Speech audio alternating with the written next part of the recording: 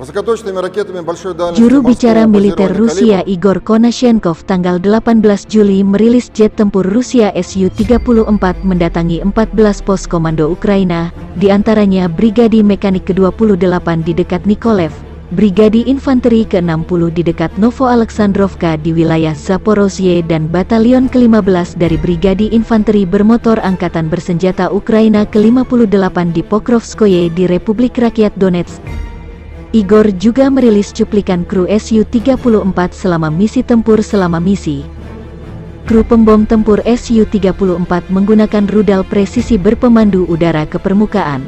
Mereka dirancang untuk menghancurkan benteng musuh dan target yang dibentengi, kata Igor Konashenkov dikutip Tribun Timur hari ini. Penerbangan dilakukan di siang hari dan gelap dalam segala kondisi cuaca.